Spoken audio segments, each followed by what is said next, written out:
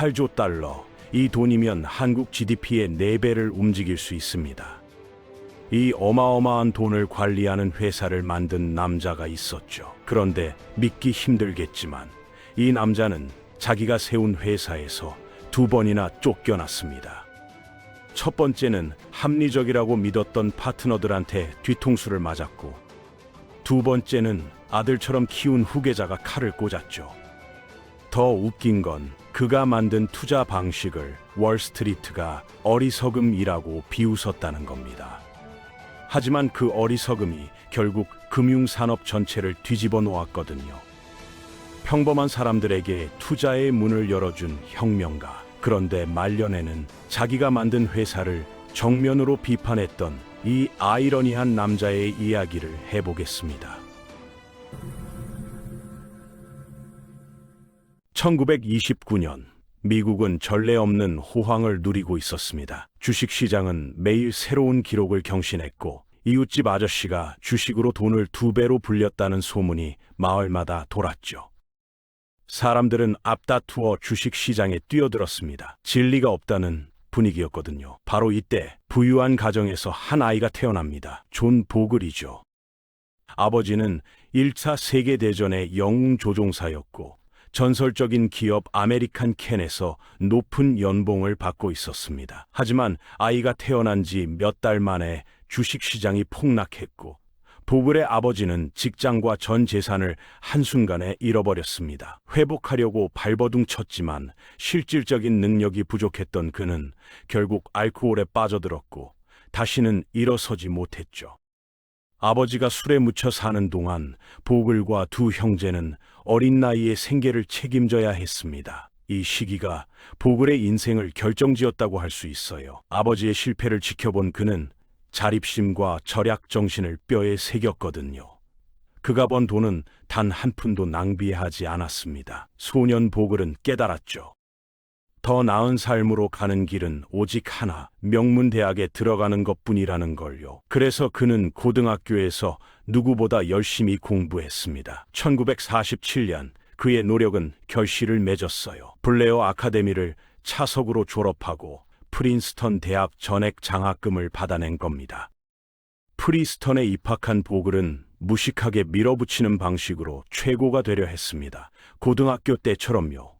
하지만 프린스턴은 달랐어요. 주변 학생들은 그만큼 열심히 공부했을 뿐 아니라 성적도 더 좋았거든요. 처음 2년 동안 보글의 성적은 형편없었습니다.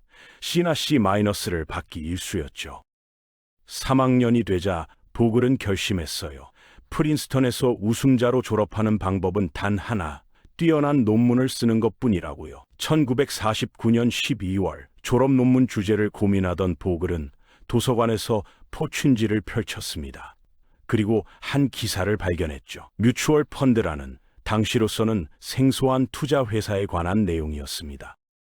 당시 뮤추얼 펀드 산업은 고작 20억 달러 규모에 불과했어요. 금융산업에서 보면 아무것도 아닌 수준이었죠. 뮤추얼 펀드는 투자자들의 돈을 모아서 주식과 채권 같은 자산에 분산 투자하는 구조였습니다. 대공황에서 간신히 살아남은 대부분의 미국인들은 여전히 은행 예금을 가장 안전한 투자로 여겼거든요.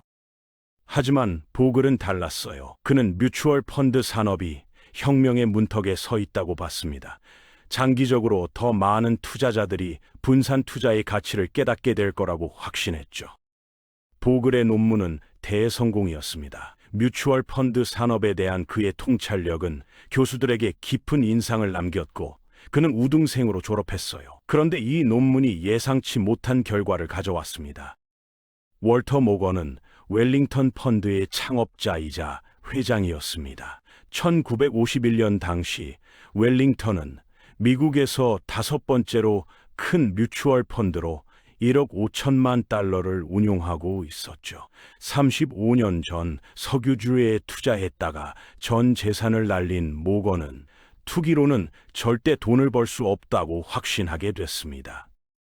그래서 방어적인 투자자로 변신했고 균형 잡힌 포트폴리오를 만들었어요. 주식 60%에 채권 40%를 섞는 방식이었는데 변동성이 낮아서 투자자들한테 인기가 좋았거든요. 보글의 논문을 읽은 모건은 즉시 그의 재능을 알아봤고 비서실장으로 채용했습니다.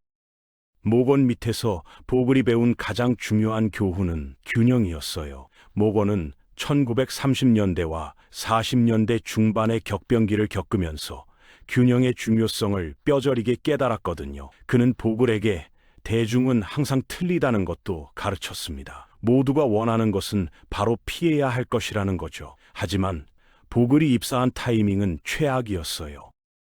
1958년까지 강세장이 계속되면서 다우존스 지수는 5년 전보다 거의 2배로 뛰었습니다. 많은 뮤추얼 펀드 회사들이 새 펀드를 만들어 투자자를 끌어모으고 있었죠. 결과적으로 웰링턴의 균형 포트폴리오는 인기를 잃어갔습니다. 미국인들의 위험 선호도가 다시 높아졌거든요.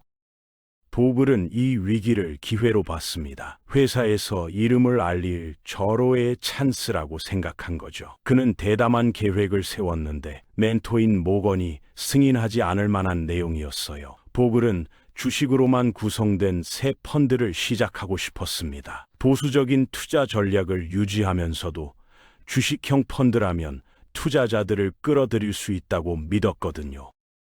웰링턴 주식 펀드는 즉각적인 성공을 거뒀어요. 1년 만에 3,300만 달러에서 4,400만 달러로 성장했고 이후 10년간 계속 성장했습니다. 이 성공 덕분에 보글은 모건의 후계자로 지명됐죠. 모건이 67세가 되자 공식적으로 보글에게 경영권을 넘겼고 35세의 보글은 업계 최대 규모 뮤추얼 펀드 중 하나의 CEO가 됐습니다. 하지만 웰링턴의 존재 자체가 위협받는 상황이 곧 닥쳐왔어요. 1960년대 초반 투기 열풍이 다시 돌아왔습니다. 이른바 고고 시대였죠. 보글이 웰링턴을 이끌고 있었지만 경쟁이 치열해지면서 펀드는 쇠퇴하기 시작했어요. 강세장에서 모두가 큰 수익을 올리는 동안 웰링턴 펀드는 지루하고 평범해 보였거든요. 사람들은 더 이상 안정적인 성장을 원하지 않았습니다. 시장에서 한몫 잡고 싶어 했죠. 투자자들이 웰링턴을 떠나자 보글은 걱정하기 시작했어요. 빨리 조치를 취하지 않으면 회사가 망할 수도 있다는 걸 알았거든요. 35세에 웰링턴 경영을 맡은 보글은 회사를 살리기 위해 무엇이든 해야 했습니다. 모건이 그렇게 말했거든요. 웰링턴 펀드를 다시 투자자들에게 매력적으로 만들려면 한 가지 방법밖에 없었어요. 다른 펀드와 합병하는 것이었습니다. 보글은 프랭클린 템플턴이나 인코퍼레이티드 인베스터스 같은 큰 회사와 합병을 시도했죠. 하지만 그들은 웰링턴의 지나치게 보수적인 전략이 펀드 성과를 해칠 거라며 거절했습니다. 큰 뮤추얼 펀드와 합병할 수 없게 되자 보글은 작은 펀드를 찾아야 했고 보스턴의 한 펀드가 눈에 들어왔어요. 아이베스트는 1960년에서 1965년 사이 업계 최고 성과를 낸 공격적인 뮤추얼 펀드였습니다. 겨우 1,700만 달러를 운용했지만 업계에서 가장 인기 있는 펀드 중 하나였죠. 오늘날의 프롭 트레이딩 회사와 비슷했는데 단기 전략과 기술적 분석을 많이 활용했거든요.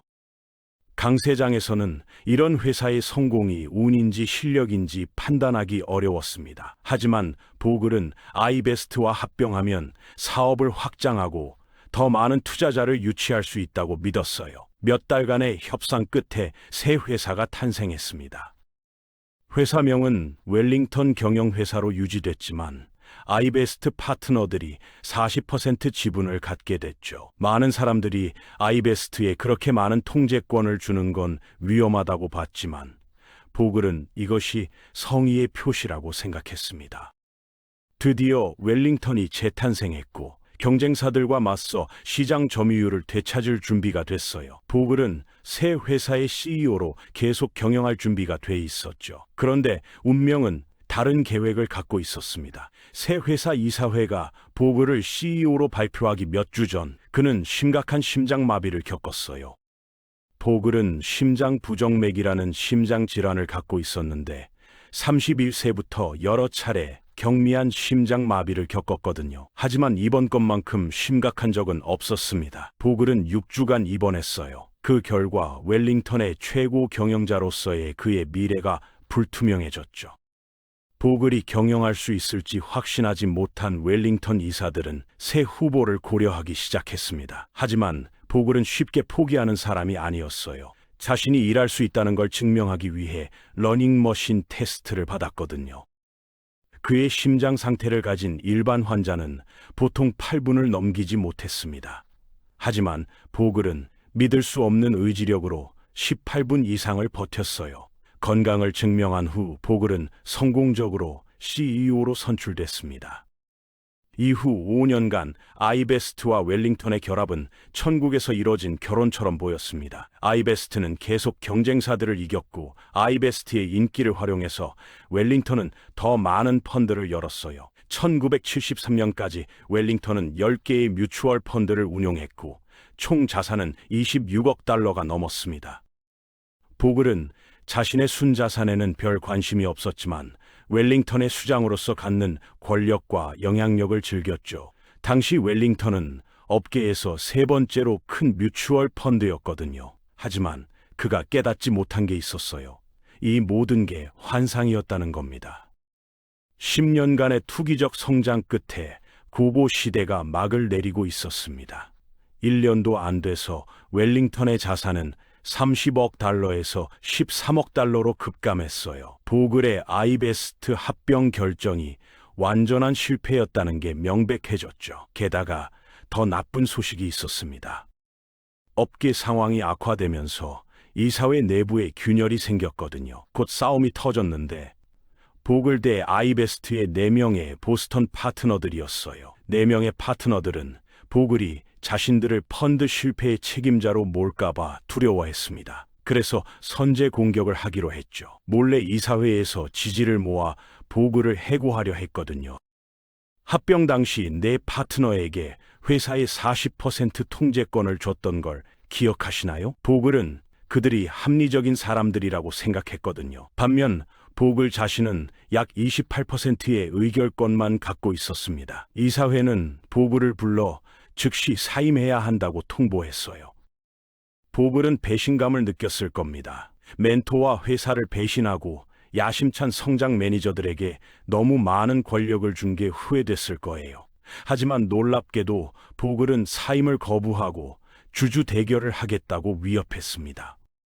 보글이 주주 대결에서 이길까봐 두려워한 이사회는 타협안을 찾기로 했어요. 보글을 경영회사의 CEO로 유지하는 대신 펀드 회사의 사장으로만 남기기로 한 겁니다. 이 직책은 권한이 없는 자리였죠. 이사들이 보글의 영향력을 침묵시키기 위해 꾸며낸 방안이었거든요.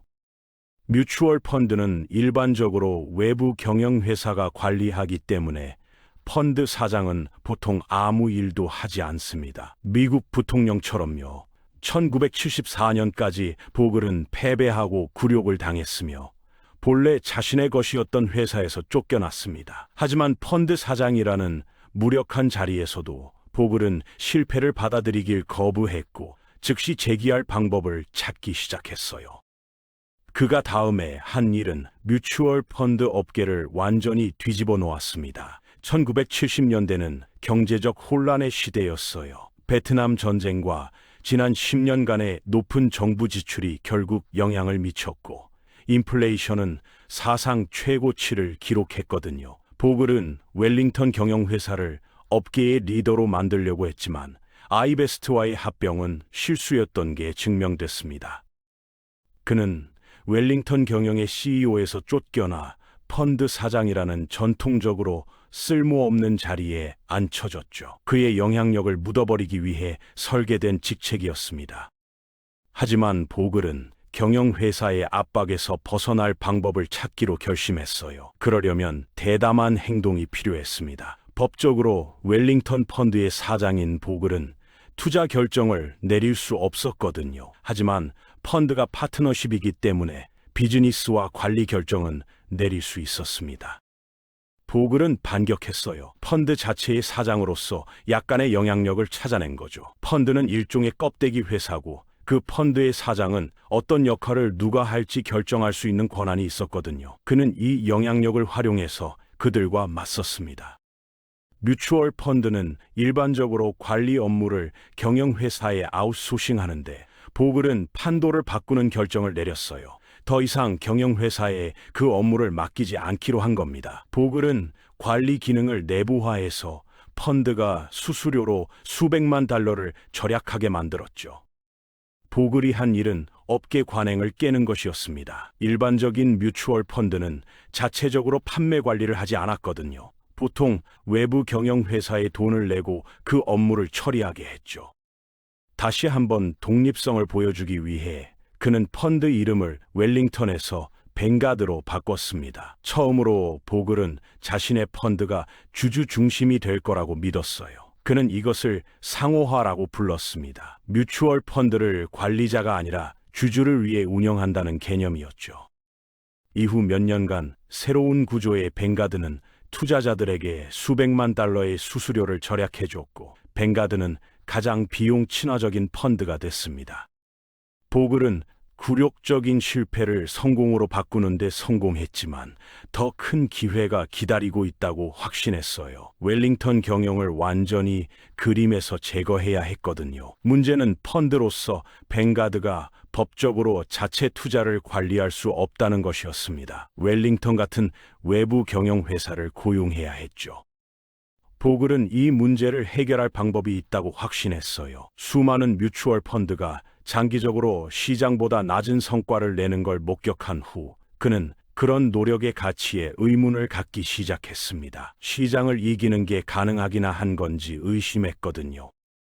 보글은 장기적으로 시장을 능가하는 건 거의 불가능하다는 걸 깨달았어요. 주주들에게 더 나은 서비스를 제공하려면 모든 주식에 투자하면서 비용을 낮게 유지하기만 하면 된다고 생각했죠. 실행 불가능해 보이는 유형의 펀드였습니다.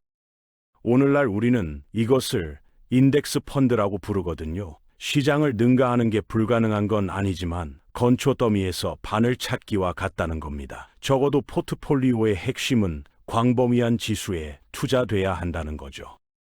멀키엘의 연구에 영향을 받은 보글은 최선의 길이 인덱스 펀드를 시작하는 것이라고 믿었어요. 관리가 필요 없는 펀드 말이죠. 인덱스 펀드의 단순함은 놀라웠고 월스트리트는 결코 같을 수 없게 됐습니다. 보글은 1976년 주주들의 장기 이익을 극대화하도록 설계된 최초의 인덱스 투자 신탁을 출시했어요. 하지만 사람들이 살지 확신할 수 없었습니다. 보글의 좋은 아이디어에도 불구하고 벵가드 인덱스 펀드는 이륙하는데 어려움을 겪었어요. 언론은 이것을 보글의 어리석음이라고 불렀습니다. 인덱스 펀드에 투자하는 사람은 누구나 평범한 결과를 얻을 운명이라는 거였죠. 당시 주요 비판은 모든 회사, 모든 것에 돈을 넣는 건 매우 반자본주의적이라는 것이었습니다. 보글은 자신의 펀드가 더 낫다는 걸 증명할 유일한 방법은 인내심을 갖고 기다리는 것뿐이라고 믿었어요. 향후 몇 년간 펀드가 좋은 실적을 쌓을 때까지요. 세계 최초의 인덱스 펀드 출시 후 단 7년 만에 미국 투자자들은 마침내 인덱스 펀드의 성과와 신뢰성을 인식하기 시작했습니다. 벵가드의 첫 번째 인덱스 투자 신탁은 이륙했고 1982년까지 1억 달러의 자산을 축적했어요. 1993년에는 모든 펀드 매니저들의 저조한 성과를 보고 나서 마침내 보글의 태도를 따르게 됐죠. 물론 S&P 500에 투자할 수 있다는 것뿐만 아니라 더 저렴하다는 것도 있었습니다. 당시 액티브 관리에 연간 2%에서 2.5%를 내고 있었거든요. 대부분은 시장을 이기지 못했어요. 갑자기 그것의 극히 일부만으로 S&P 500에 투자할 수 있게 됐죠. 단순한 통찰이었지만 정말 혁명적이었습니다. 1988년까지 잭 보글은 불가능한 것을 성취했어요. 10억 달러가 넘는 세계 최초의 인덱스 펀드를 만들어낸 겁니다. 다양한 저비용 펀드를 보유한 벵가드 그룹은 업계에서 두 번째로 큰 뮤추얼 펀드 회사가 됐죠. 하지만 보글에게는 충분하지 않았어요. 1위가 되고 싶었거든요. 뮤추얼 펀드 업계의 정상을 차지하고 있는 건 피델리티였고 공격적이고 신비로운 남자 네드 존슨이 이끌고 있었습니다. 그는 뱅가드가 자신의 점심을 빼앗도록 내버려둘 생각이 없었어요. 1990년대 초까지 피델리티는 뮤추얼 펀드의 확실한 왕이었습니다. 1930년 에드 존슨이 설립했고 피델리티는 분산 투자 전략을 도입한 최초의 뮤추얼 펀드 중 하나였죠. 게다가 에드 존슨은 뮤추얼 펀드를 선반 위의 제품처럼 판매하기 위해 영업사원을 고용한 선구자였거든요. 1980년대까지 피델리티는 업계에서 가장 큰 뮤추얼 펀드였고 모든 섹터와 자산 클래스를 아우르는 충분한 펀드를 보유하고 있었습니다. 하지만 모든 펀드 중에서 시장을 능가할 수 있는 건 단 하나, 메젤란 펀드뿐이었어요. 그리고 그건 전부 한 남자 덕분이었습니다.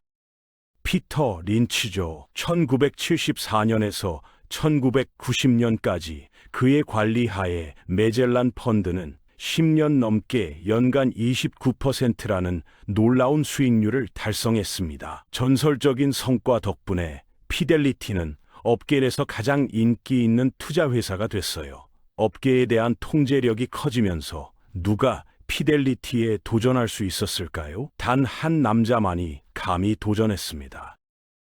보글의 저비용 고성과 인덱스 펀드는 뮤추얼 펀드 업계를 뒤흔들었고 피델리티의 시장 점유율도 서서히 잠식하고 있었어요. 피델리티는 뱅가드를 이기는 유일한 방법이 인덱스 펀드보다 나은 성과를 내는 것이라고 믿었습니다. 뱅가드를 능가하기 위해 피델리티는 국제 채권 펀드 시작을 포함해 더 많은 영역으로 확장하기 시작했어요. 네드 존슨은 트레이더들에게 무슨 수를 써서라도 시장을 이기고 평균 이상의 수익을 내라고 요구했죠.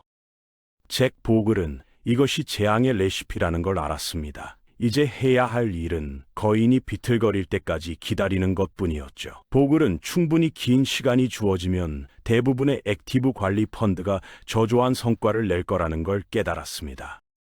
그는 이것을 평균으로의 회귀라고 불렀어요. 오늘날에도 버크셔 해서웨이를 보면 지난 10년간 시장보다 나은 성과를 내지 못했거든요. 얼마 지나지 않아 보글의 예측이 실현됐습니다. 미국 금리 인상의 여파가 멕시코에 영향을 미치면서 많은 신흥시장 채권 펀드가 타격을 입었어요. 피델리티는 대부분보다 더 심하게 타격을 받았습니다. 멕시코 부채에 베팅한 후 피델리티의 새로운 해외 채권 펀드는 심각한 거래 손실을 겪었거든요. 피델리티가 무너지면서 그들의 실패는 뱅가드 인덱스 펀드의 타당성과 안전성을 입증했습니다. 1995년까지 저비용 인덱스 펀드를 보유한 뱅가드는 전체 금융산업을 뒤집어 놓았어요. 많은 경쟁사들이 서둘러 따라잡으려 했습니다. 뱅가드가 그 어느 때보다 좋은 상태가 되자 보글은 은퇴할 때가 왔다고 결정했죠. 지난 몇 년간 그는 비서실장인 잭 브레넌을 후계자로 키워왔습니다. 1995년 5월 보글은 공식적으로 CEO 직책을 브레넌에게 넘겼지만 회장직은 유지했어요. 브레넌은 은행가 집안에서 자랐습니다. 그의 아버지는 보스턴의 유니언 워렌 저축은행 CEO였죠. 뱅가드 그룹의 수장으로서 브레넌은 자신만의 족적을 남기고 아버지를 능가할 수 있다는 걸 증명하려 했습니다. 브레넌은 앞으로 나아갈 유일한 길은 뱅가드의 자산을 더 크게 성장시키는 것이라고 결정했어요. 그건 마케팅과 판매에 대한 지출을 늘린다는 의미였습니다. 단 하나 문제가 있었죠. 보글이 절대 동의하지 않을 거라는 겁니다. 이 업계는 완전히 마케팅 비즈니스가 됐고 기회주의적인 비즈니스가 됐으며 미래에 절대 복제될 수 없는 과거 성과에 대한 기대를 창출하는 비즈니스가 됐거든요. 브레넌으로서는 결과 없이 자신의 계획을 추진하려면 단 하나의 해결책이 있었습니다. 보글이 회장직에서 사임해야 한다는 거죠. 잭 보글은 브레넌을 CEO 자리에 앉히는 데 도움을 줬지만 이제 그의 제자가 그에게 등을 돌렸습니다. 존 보글은 심장 이식 수술에서 살아남을 만큼 강인했어요. 하지만 이제 자신이 25년 전에 설립한 뮤추얼 펀드 회사인 뱅가드 그룹의 정책을 극복할 수 없게 됐습니다. 70세가 되면 회장이 은퇴하는 게 전통이었지만 보글은 자신에게 예외를 두고 싶었어요. 결국 자신이 회사의 창업자였으니까요. 하지만 브레넌과 이사회는 승인하지 않았고 보글을 강제로 은퇴시켰습니다. 20년 만에 보글은 상상할 수 없는 제국을 건설했어요. 그가 설립한 회사는 계속 살아남아 수십 년간 금융산업을 지배하겠지만 보글 자신은 은퇴를 강요받았습니다. 보글이 떠나자 브레넌은 마케팅과 판매를 확장했어요. 하지만 진정으로 유산을 남기려면 더 큰 무언가를 찾아야 했습니다. 1990년대 후반 금융산업의 새로운 분야가 급부상하고 있었거든요. ETF였습니다. 세계가 새 천년에 접어들면서 월스트리트는 혁명을 겪고 있었어요. 새로운 유형의 투자 펀드가 전례 없는 속도로 성장하고 있었습니다. 그걸 상장지수 펀드라고 불렀죠. 오랫동안 실현하기 어려웠던 개념이었지만 이제 모든 주요 월스트리트 회사들이 판돈을 걸고 있었습니다. ETF는 거래소에서 거래되는 펀드를 의미해요. 뮤추얼 펀드가 뉴욕 증권 거래소나 나스닥 시장에서 매매 가능한 것으로 생각하면 됩니다. ETF가 트렌드일 수 있지만 한 남자는 그것이 평균 투자자에게 이익이 되기에는 너무 변동성이 크다고 믿었어요. 제가 ETF에 대해 약간 편견이 있다면 시장이 한낮에 300포인트 떨어졌을 때 빠져나왔고 하루 후반에 300포인트 올랐다는 겁니다. 많은 변동성이죠. 의미 없는 일입니다. 하지만 장기적으로는 차이가 전혀 없어요. 보글이 벵가드에서 은퇴하면서 피델리티와 경쟁하기 위해 잭 브레너벤 ETF 사업에 진출하는 것을 고려하고 있었습니다. 벵가드는 ETF에 크게 투자했고 그것은 환상적인 움직임으로 판명됐어요. 벵가드 자체가 큰 라이벌인 피델리티를 빠르게 추월했습니다. 피델리티가 ETF 사업에 더 느리게 진입했기 때문이었죠. 제2의 의지에 반하는 결정을 내린 결과 벵가드는 이제 거대 기업이 됐습니다. 2019년까지 벵가드는 거의 5조 달러의 총자산을 보유했어요. 많은 사람들이 가장 큰 ETF 중 하나가 됨으로써 벵가드가 시장의 단기 투기에 기여해서 장기 중심 펀드라는 브랜드를 해쳤다고 비판했습니다. 보글이 벵가드를 설립했지만 그는 말년에 벵가드에 대해 비판적이었어요. 솔직히 말하면 어려운 일입니다. 회사는 제 책에서의 직설적이고 거침없는 발언을 특별히 좋아하지 않거든요. 누군가 벵가드와 의견이 다르다고 이해한다고 말하면 저는 절대 아니라고 말했습니다. 벵가드가 저와 의견이 다른 거죠. 그건 그들의 권리입니다. 2019년 겨울의 어느 상쾌한 아침, 세계는 전설의 상실을 애도했습니다. 잭 보글이 식도암으로 사망한 거예요. 금융산업의 아이콘인 벵가드 그룹의 창립자 존 보글이 89세의 나이로 세상을 떠났다는 슬픈 소식이 전해졌습니다. 잭 보글은 명예와 정직함으로 살았어요. 마지막 날까지 자신의 이상을 옹호했습니다. 대공황 동안 생존을 위해 고군분투한 가난한 아이에서 시작해 잭 보글은 우연히 성공을 만난 게 아니었어요. 싸워서 얻어낸 겁니다. 그 결과 수백만 명의 미국 투자자들이 더 나아졌죠. 잭 보글은 아마도 이 나라의 어떤 사람보다 미국 투자자들을 위해 더 많은 일을 했을 겁니다.